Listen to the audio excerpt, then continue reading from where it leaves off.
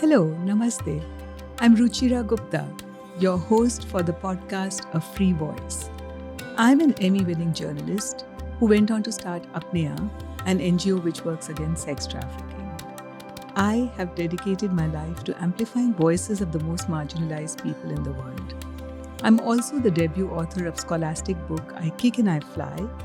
In this podcast, I will talk to survivors, activists, and storytellers who use their voice to make a difference in the lives of young people. How does an idea turn into action? How do you change a tragedy into recognizing your own powers? Together, we will examine and reimagine the world we want.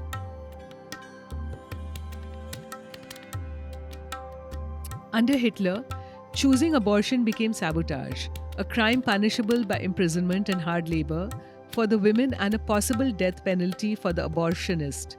It was an act of the individual against the state, an exaggeration in degree but not kind of current fundamentalist arguments that women must have children for Jesus and the church, or as the Supreme Court ruled in denying poor women the choice of Medicaid funded abortion for legitimate government interest.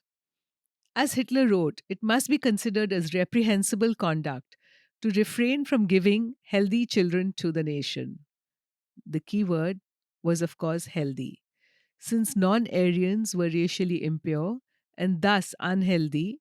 Jews, gypsies, Poles, and victims of serious handicaps and diseases, in brackets, Hitler was, for instance, obsessed with syphilis, close brackets, were all discharged or prevented from reproducing by methods that varied from segregation of the sexes, threats, labor camps, and forced abortion or sterilization to imprisonment or death in a concentration camp. The choice of method depended largely on whether and for how long the unhealthy were needed as workers. It also depended on convenience. A pregnant worker was easier to gas than to coerce into an abortion. Interestingly, Hitler also supported capital punishment, quote unquote, because of its deterrent effect. The only argument among authoritarians is what level and kind of patriarchal power will be supreme: national or international, secular or religious. What all seem to agree on, however, is that the patriarchal family is the basis and training ground for any authoritarianism. It was the basic cell, Keimzell, of the state for Germans' National Socialism. It is the more mixed philosophy of the Eagle Forum. It is just, quote unquote, the basic unit of society. If we are to identify authoritarianism in all its forms, we must study a three-step progression of authoritarian units, quote unquote, the family, comma, the nation, comma, the very laws of God, close quotes. I just read an extract from Gloria Steinem's essay, If Hitler Were Alive, Whose Side Would He Be On? This essay is published in an anthology that I edited called The Essential Gloria Steinem Reader, As If Women Matter. Today, I will talk to Gloria, feminist, philosopher, writer, a leader and a friend to all of us who are part of the women's movement in India, the US, and globally about these very issues as we have to deal with them. What is this three-step progression from the family to the state to God, which controls our bodies? And is it fiction or is it real? How is this hierarchy created? And what are meant to be forces of good? How are they turned against us and our bodies? So, Gloria, what I want you to define fascism. I've been watching The Handmaid's Tale, and one of the most chilling scenes for me was when the protesters, the women are marching and they are shot. And suddenly, all these years later, I feel it could happen to me when I'm marching on the streets of India. And not right now in the US, but I feel there are some patterns creeping into what's going on here, which may also lead to the same thing. And so I've begun to use the word fascism more and more based on just books I've read and movies I've watched. but I don't want to overstate it. So I thought I would talk to you because you have such a long journey in history of different political upheavals in the world and challenging them. That what is fascism, and do you see signs of it right now? In what ways? Well, if we turn to the dictionary, always an interesting idea, it says that fascism is a political philosophy or movement or regime that exalts nation and often race above the individual, and that stands for a centralized autocratic government headed by a dictatorial leader, severe economic and social regimentation, and forcible suppression of opposition. Now, I agree with that, but what it doesn't include is that fascism, like all authoritarian patriarchal regimes, starts with controlling reproduction and therefore the bodies of women. Somehow in this definition that may be implied, but it's not present, because in order to normalize a system of oppression, you really have to start in the family, and also a fascist regime wants to control reproduction. Certainly, Hitler's regime was totally focused on enlarging the population, at least the Aryan population, declaring unpatriotic and totally at fault women who didn't have children, women who were in the paid labor force and therefore not at home taking care of their children. So it was Kinder, Kirche, Kuchen, which was children, church, kitchen. That summed up the role of women. I would add that in the dictionary. But other than that addition, I think we can see that it's all about enshrining a hierarchy based on birth and based on race or class. And for me, I've been thinking about this, that what is the hierarchy for? Is it hierarchy for itself? And I feel as if the establishment of hierarchy is to produce violence for the sake of violence, and that fascists normally are misogynistic, hierarchical. They like violence for the sake of violence. And ultimately, the main aim is war because they have some sort of attraction to destruction and hate. And of course, in the classical definition, they just say it's about race and about hierarchy and, the promotion of the race. But the promotion of the race means what? Like, to what purpose? Like, why would you promote a race? Just to manage other people, or is there something beyond that? Well, it has a hierarchical base. I mean, first it starts with masculine over feminine, and then it starts with whatever the ruling group is over whatever the inferior group is. So in the case of Germany, it was Jews. In the case of India, it's, Muslims. Dalits or Muslims.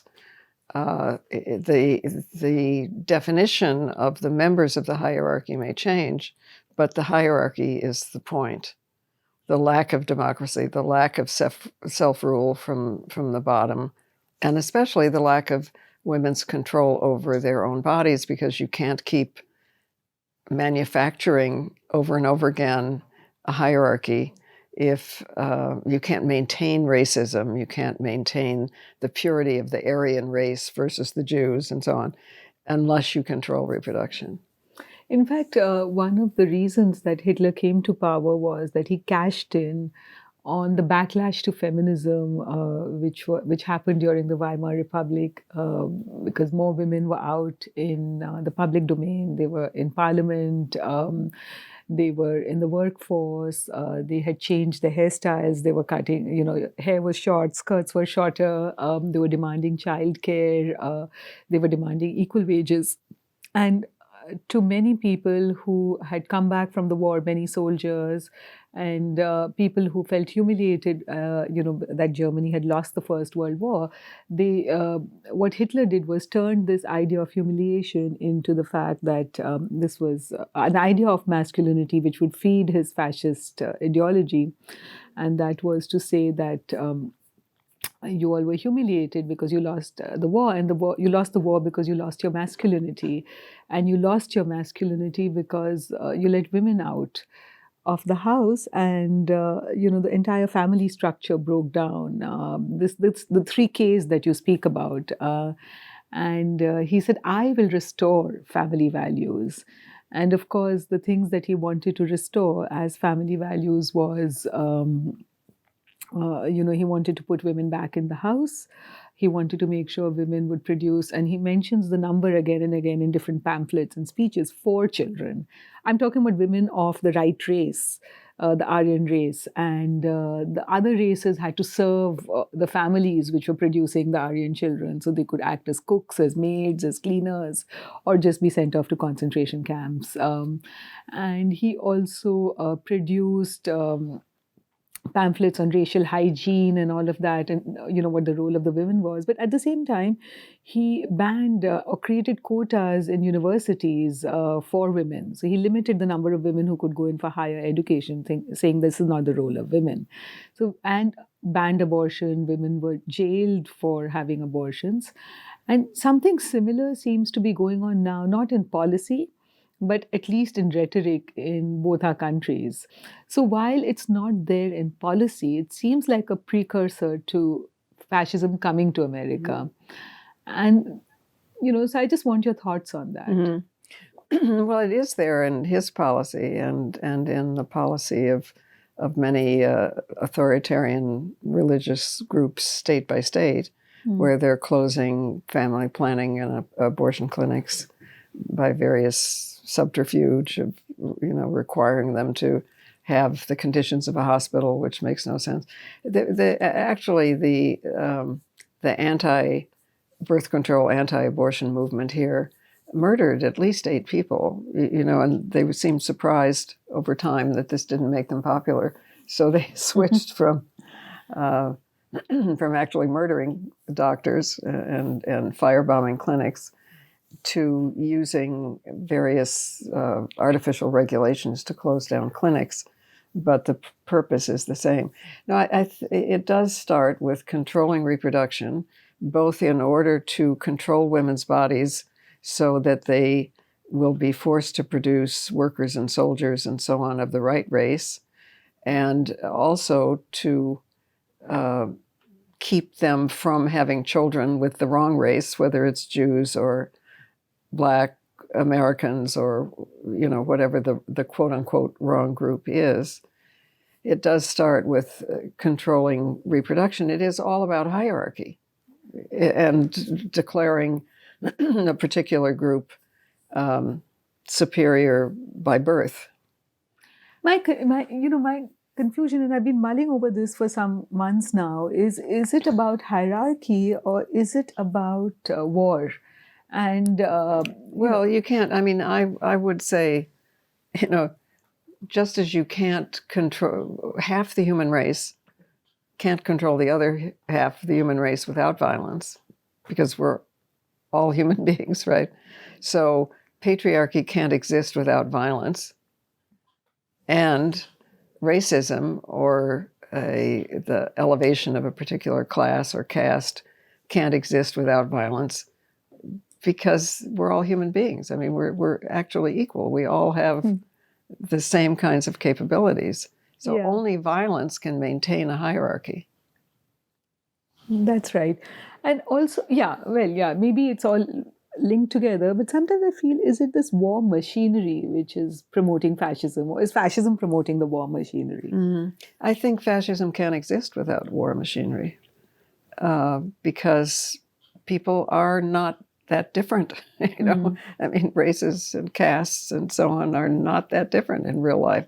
So the reason there's so much violence against women is because half the human race can't dominate the other half without violence. We are not unequal, in fact. Yeah, absolutely. Because in India too, when you were talking about how the control of women's bodies and their reproduction is integral to creating a hierarchy in fascism, what's going on is that, our we have a vigilante group which was created in the 1920s called the RSS, which was set up after one of its founders went and met with Mussolini and visited the Fascist Academy of Physical Education and corresponded with Hitler and thought that India needed to reject Hinduism and needed to create a militant ideology which they called Hindutva. And based on that ideology, what they wanted to really do was create a group of people who would guard a certain lifestyle of upper caste Hindus, and at the expense of everyone else who was living in the subcontinent. And their first act, of course, was the assassination of Mahatma Gandhi, who was trying to end all hierarchies in the process of the freedom struggle between castes, between sexes, between rich and poor. But then what happened was they were banned then, and when the ban was removed, they created a political arm, and which is the ruling party right now, the BJP. And between them, what they have done now is that leaders of this political party and of this vigilante group have actually created vigilante squads to ban interrace and intercaste marriages.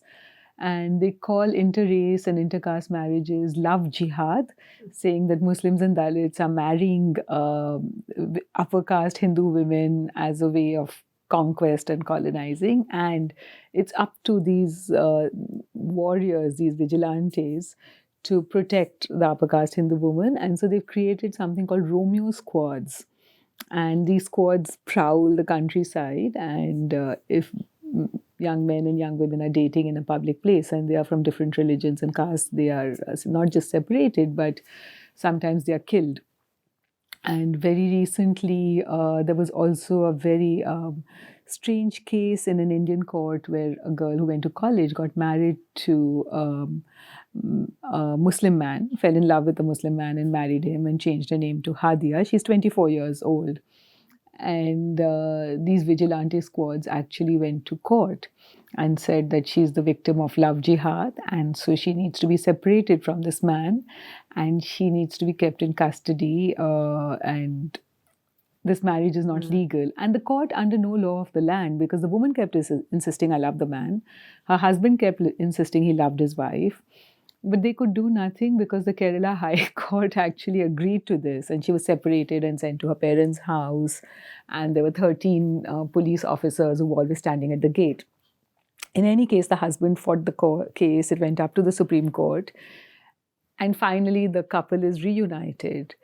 But without changing policy, they were able to break the law to enforce what they wanted. So there's vigilantism at like in a park, but it's also at the highest level into courts. But if it were the other way around, if it was a Hindu, especially high caste man, even raping a Dalit woman, that would have been all right. In fact, Gloria, there's actually a case like that. Right. I mean, there was a judge, as I remember, who actually said a Dalit woman cannot be raped by definition. That's right. In Rajasthan, there was a woman called Bhavri Devi who was raped by an upper caste man.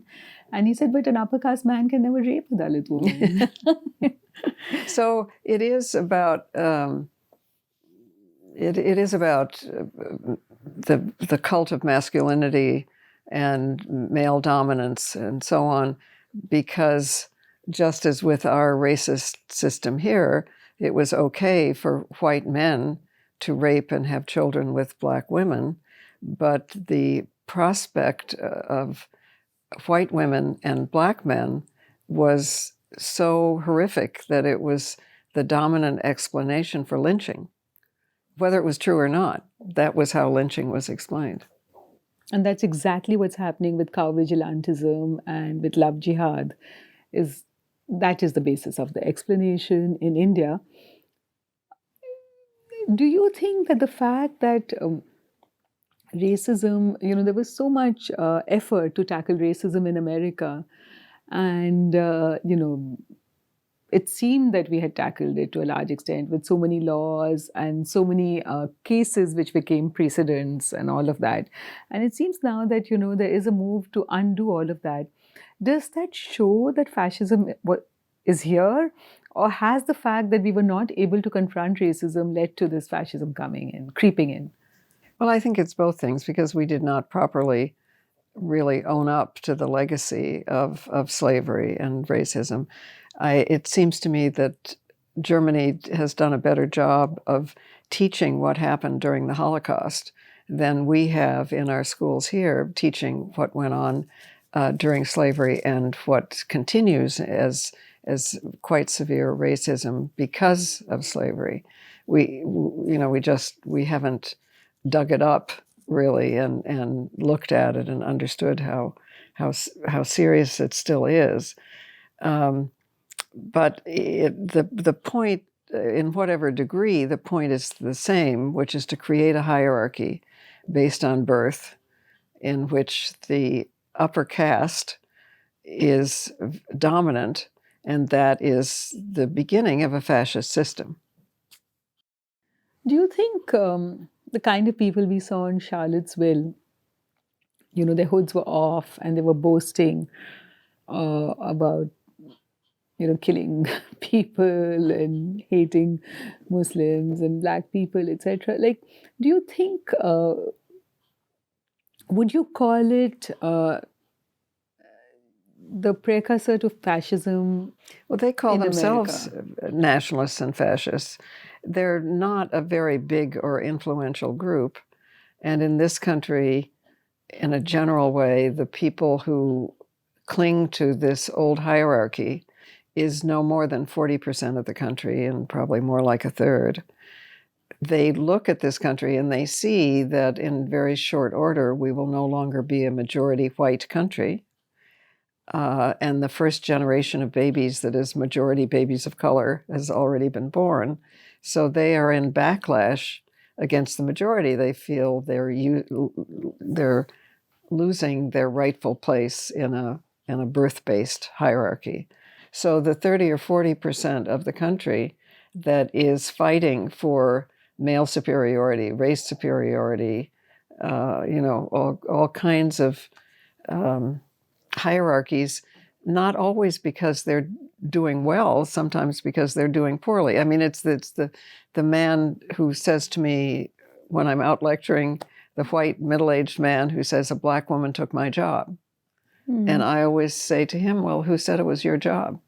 Because it's a sense of entitlement that is the problem. But he didn't invent this system, but his whole identity is attached to the idea that by birth he deserves that job. And that's what we're struggling with here.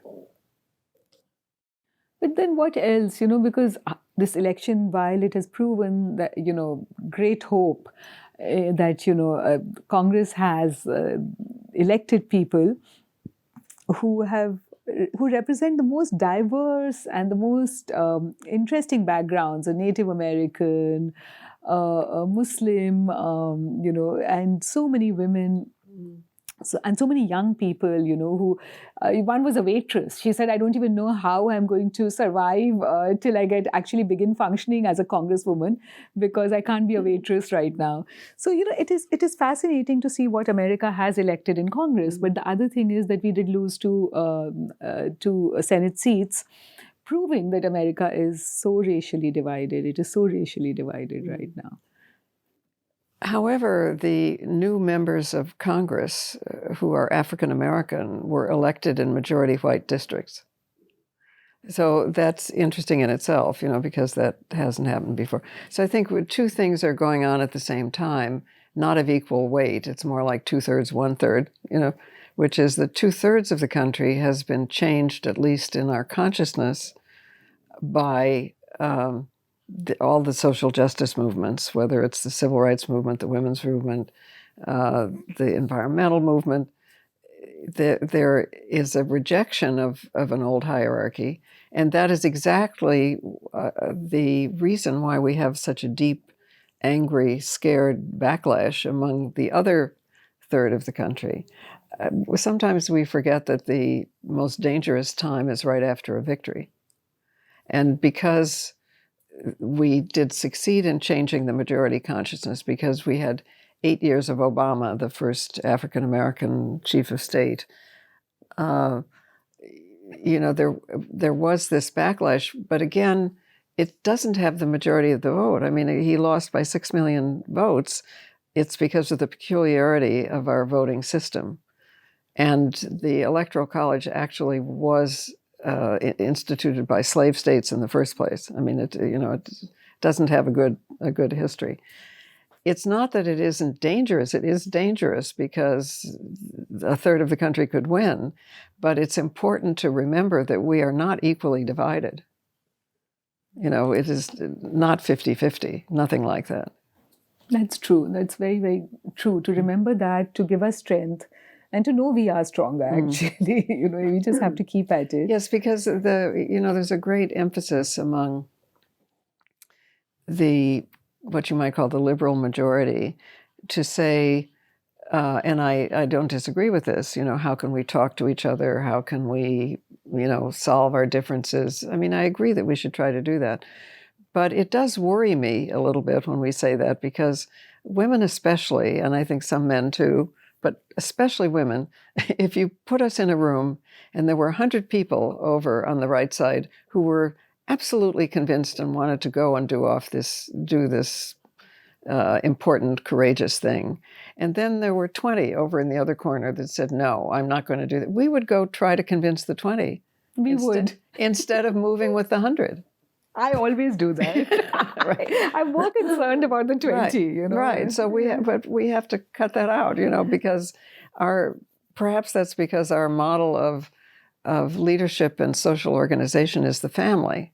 So you don't put someone out of the family, but the kind of organization that we're striving for, a democracy, is one that is composed of many different parts, so we need to move forward with the majority and not insist on unanimity, which we will never get. I know, but but one of the things you speak about, actually, talking about unanimity, at least consensus. So you say that the model of democracy was what Engels was talking about was the Iroquois nation, which actually would meet together and build consensus. So then that is the idea of a model democracy, which is about building not unanimity but consensus. Yes, but which means compromise. I mean, which means. Because first of all, there were different in the Iroquois Confederacy, the Haudenosaunee, which was composed of the 6 nations that covered most of this huge continent of North America. There were concentric talking circles that in which everyone could speak, and it was about consensus and compromise and mounted up, toward smaller groups. It was this that our Constitution was based on. Yeah, and the thing is that now when I think about and I've been studying fascism a lot this summer, because what happened was that a poster was released this March by the same vigilante group, a front organization of the vigilante group, with 2 lizards, blood spots, and the faces of 35 or so people on it, with a phone number, asking people to report in anything they knew about these people. And I was one of the faces on the poster. And the headline of the poster was "Propaganda Arm of the Left Wing." And I was thinking, I said, what propaganda? We are the ones talking about facts. And, how do we become propaganda? And I tried to track down the number, and I found it belonged to a man in a slum. But then I found the man in the slum worked for a think tank, which was of this vigilante group, the RSS. And so I did file a police complaint saying, should anything happen to me, then it should be attributed to this person and this group of people. But also, the reason I did it, I would not have taken it so seriously 25 years ago. And but now I did, because last year a friend of mine was shot dead outside her home in Bangalore, and she was a journalist, a little older than me. and she was investigating a story against these groups and relentlessly publishing it in her own newspaper. And so I feel sometimes I worry that, in India too, people would say fascism can never come to India. It's too diverse. It is too chaotic, and the states will resist and all of that, And fascism doesn't come till it comes. If we recognize it as what is coming, it might be easier to counter it now. Yes, no, we absolutely. We should always recognize injustice and the lack of democracy and the promotion of a hierarchy based on birth, not on accomplishment or talent or anything that's changeable. It's always dangerous.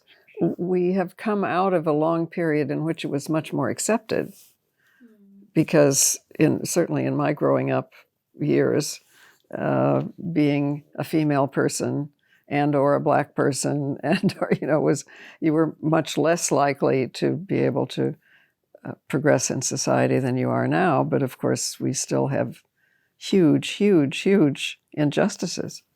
Yeah, but that's what I'm saying, that we can say it's unjust and it's racist. And these are words which we've used.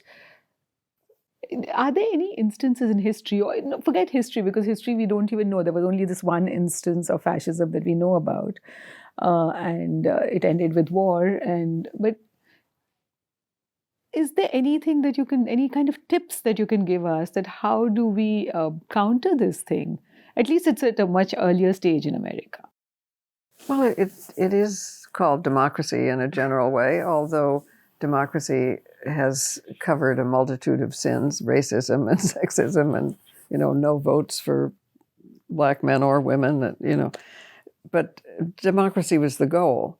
So one thing that's helpful is to remember that democracy starts with power over our own bodies, men and women. By that measure, women have almost never lived in a democracy, because we have almost never been able to decide when and whether to have children and been safe from violence, which patriarchy needs in order to control us and therefore reproduction. But it's still democracy as a goal, as we understand it, which and need to define it better, because we called ourselves a democracy when there was slavery. We called ourselves a democracy before women could vote. We're still calling ourselves a democracy when women don't have power over our own bodies, and when the police and other authority figures are still demonstrably racist. But democracy is still a pretty good goal. Self-governance from the body outward. It's always aspirational, but it's always something good to aspire to. More equality and more dignity. But, you always said that, and this is something which intrigues me, and may explain something which is going on, because, the fact that women are colonized first inside the home, then helps us, or not helps us actually, but normalizes for us the idea of the head of the family. And then we go on to vote a head of the family into power. And you've written that in your essay, If Hitler Were Alive, whose side would he be on? If we don't have democratic families, we'll never really have a democracy. Because if we have hierarchical families, we will normalize that because we experienced it in childhood, and we will continue to assume that a certain amount of hierarchy is okay. Yeah, gender digs a trench into our brain into which all other inequalities fall. And, you also go on to say that in the same essay, If Hitler Were Alive, whose side would he be on? That, because we normalize that kind of inequality, that it's all right for one group of human beings to order and one to obey, we allow other inequalities to happen as well. But also it becomes our comfort area, that we want someone else to take the decisions, we want someone else's approval, and so we do that. Do you think that would explain to a large extent why women are voting along race lines in the United States? Well, not women in general are voting along race lines, but it is true that 51% of white married women, mostly not college educated, voted for Trump, whereas 90% of black women voted for Hillary Clinton. So it's not complete as a racial division. And as I was saying, the new black members of Congress were elected in white districts, and of course, President Obama was elected mostly by white voters. So it's not complete, but it is out of balance, absolutely, right. And my last thought, which I've been grappling with also, is that sometimes the white liberal group in America, the old ones, they don't quite understand what's going on in the rest of the world. And so while they will fight fascism here, hierarchy here, different kinds of race inequality and all of that here, they will not stand shoulder to shoulder with similar struggles abroad. No, I agree with you that there is unequal knowledge because this country dominates media so much that people know this country way better than the people in this country know other countries. Yeah, that's right. So any tips? Well, I think it's important to do exactly what you're doing and explaining what's going on in India, and that the women's studies courses were wiped out coast to coast, and the free press is being restricted, and there are murders going on every day. Yeah, and students are on the run. Can you imagine students not going to university but running from pillar to post to not going to jail? Mm. Yes, no, absolutely. I mean, this is a case in which movements need to talk to each other because the official forms of communication are not. We should strategize how to get more people on interview shows saying what you are saying. That would be helpful. How to publicize websites where one can get the news that is factual and accurate about India. That would be very helpful. And what does feminism in the time of fascism mean? Well, it means full-time revolt because fascism starts with controlling women's bodies. So it's perfectly clear to us from the beginning, that this is the adversary. Yeah. Otherwise, we are literally cooked. No, I mean, that's where it starts. That's where Hitler started. I mean, among the first things, maybe the first thing he did was to padlock the family planning clinics and declare abortion a crime against the state. He ran on a platform of keeping women in their traditional role. It's so interesting to me how he managed to present the blue-eyed blonde Aryan race as, the goal when he himself was this short, dark-haired, mustachioed guy. Right. It's completely irrational, right? Horrible. Yeah, he was compensating for what he was not or what he aspired to. But there's one more thing I just remembered when you mentioned that you explained how a fascist is born, how a fascist is created. And you said that, I remember we were talking about Eichmann, and they only know two things, how to order or to obey. Mm-hmm. And well, Eichmann talked about, after he was taken captive and before he was tried, about his childhood in which he was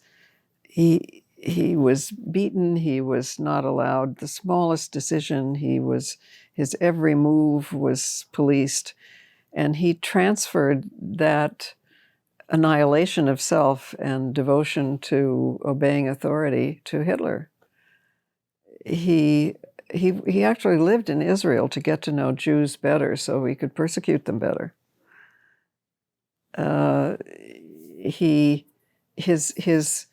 His idea of what was praiseworthy and good was following orders. He was eviscerated of his sense of self. There's the man who was the head of the Israeli group that found Eichmann in Argentina and captured him, wrote a book about this whole process. And after he had been captured, he was living as a middle-class person. He had a family. He was living quietly in Argentina. This Israeli man, whose name I don't remember, a wonderful man, was assigned to keep him in an apartment for a period of time until they could secretly smuggle him back to Israel for a trial. He was not supposed to talk to him, but of course you can't not talk to someone, you're looking after and keeping in an apartment. And he described Eichmann, who had been living on his own, but the minute he was captured, he completely capitulated. He asked, they would feed him food. He would ask, "May I take my first bite now?" He would sit on the toilet. He would ask, "May I defecate now?" He was completely eviscerated of any self-authority because he had grown up in such a hierarchy and transferred his adult life into Hitler's hierarchy. He only understood hierarchy. The Israeli said at the end of the book that if someone had asked him how to fight fascism before this experience, he would have said many things. Now, he said, it's how we raise our children. That is the single most important thing. I think I'll end there. That's good.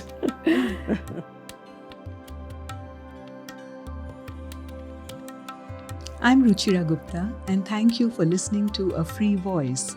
Subscribe to our podcast to get notifications of new episodes, or check us out at ruchiragupta.com. The podcast is produced by Ram Devineni with Ratapalix and Bowery Poetry. Special thanks to Leela Kapoor and Anika Kothari. This podcast series is funded by the Citizen Diplomacy Action Fund, which is sponsored by the US Department of State and implemented by Global Ties US, in partnership with the Office of Alumni Affairs in the Bureau of Educational and Cultural Affairs. Additional support from New York State Council on the Arts, Governor of New York State, and the New York State Legislature.